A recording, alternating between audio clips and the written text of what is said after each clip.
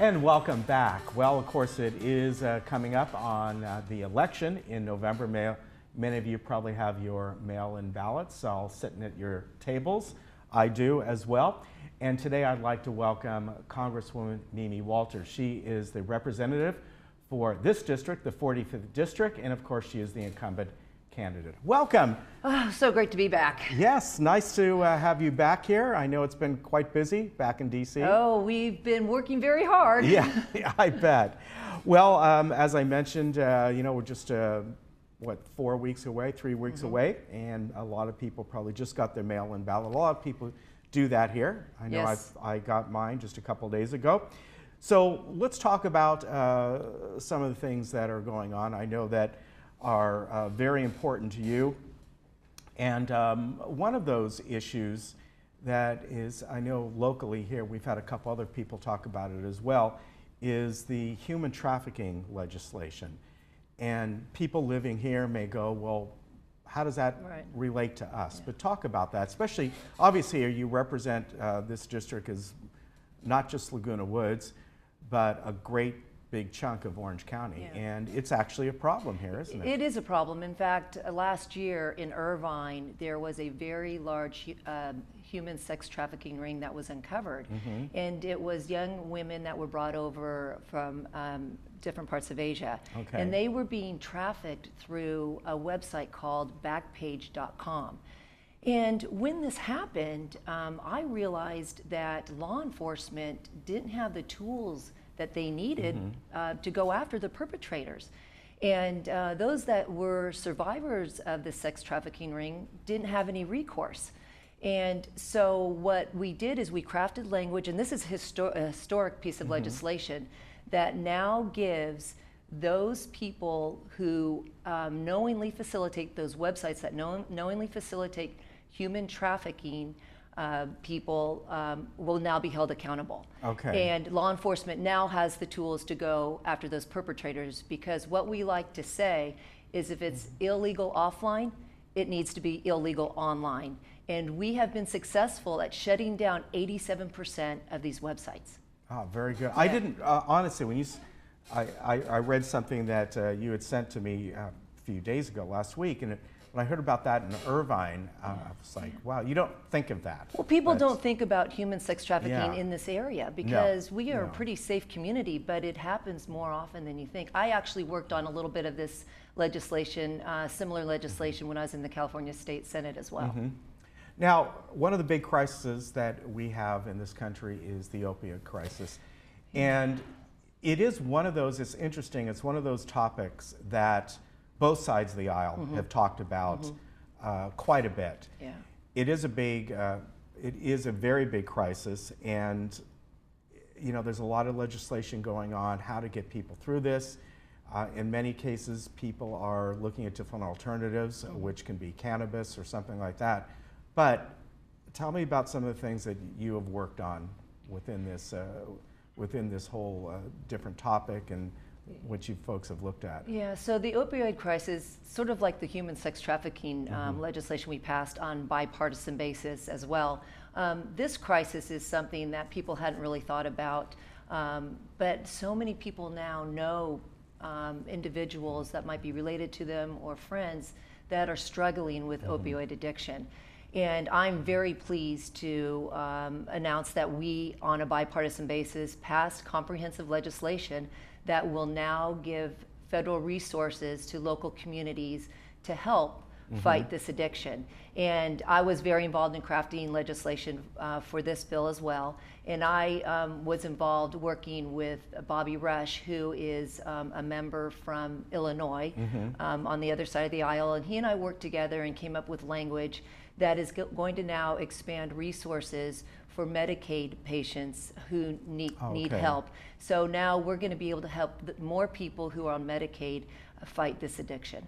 And it's, we're not happy about a crisis like that, but it's nice to see that this is one situation where both sides are pretty much on the same page. Yeah, I mean, you hear so much rhetoric out of Washington, D.C., how Republicans and Democrats can't work together, and that's simply not true. I mean, we sometimes do not agree on issues because philosophically we are different, But there are many, many issues that we work closely together, and I have a lot of friends on the other side of the aisle. All right, one of the big topics that have been really over the last couple of years is health care. And a couple of the concerns are, I think one of the biggest, people with pre-existing conditions, or unfortunately sometimes their children are born with a condition right off the bat. And these folks naturally are worried about, am I going to be able to still get all the care that I need at a cost that I can afford? So on one hand, it's like, well, we'll still get you care, but is your insurance going to skyrocket? Yeah. The drugs going to skyrocket? We all know the cost of drugs is just through the roof. Yeah, and we were seeing that under Obamacare, and that's why we need to repeal and replace Obamacare. We definitely need to have affordable, quality health care. And when it comes to the pre-existing conditions, I actually co-sponsored legislation to make sure that we protect those people who have pre-existing conditions. That's very important, and it's something that I'm very passionate about. But what we can't do is we can't have government-run health care. You hear people talk about Medicare for all, which it might sound nice, but what Medicare for all really is, it's a government-run health care at the cost of $32 trillion, and the taxpayers are going to be the ones that would have to pay for it. But here's where it gets to be very concerning, especially for members of the senior community. Medicare would change as we know it today if you go into a government-run health care.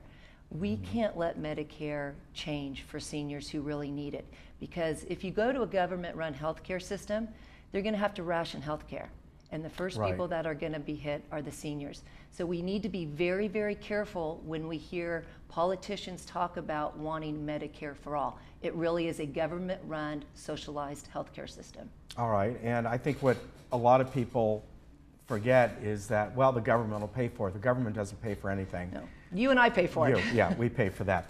All right, you know, something that I want to bring up, because it's a topic that's been brought up a lot over the last couple of years, and that is the topic of sanctuary cities, sanctuary states. And one of the reasons I'm bringing that up, there was just a ruling that came down in California here, I think just like 2 weeks ago, that basically said charter cities, and I think there's something like 150 charter cities in the state, do not have to follow what the governor of the state set up as far as everybody's got to be sanctuary cities. So, you know, I know this is something that is definitely across, you know, battling across the aisle. Yeah, well, government's #1 job is to make sure that they take care of their residents and their people who live in this country.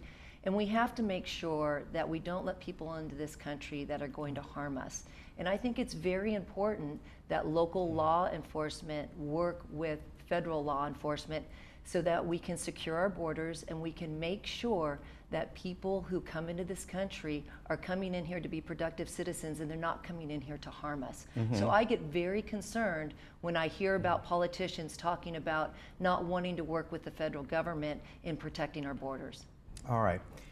One other thing I want to bring up, and although this doesn't have to do with the election, but I saw that you were involved with this, and I thought it was in the news a lot last spring, and this is with USA Gymnastics. And it has to do with, of course, the sex abuse that went on. It goes on in a lot of different sports, as we have found out.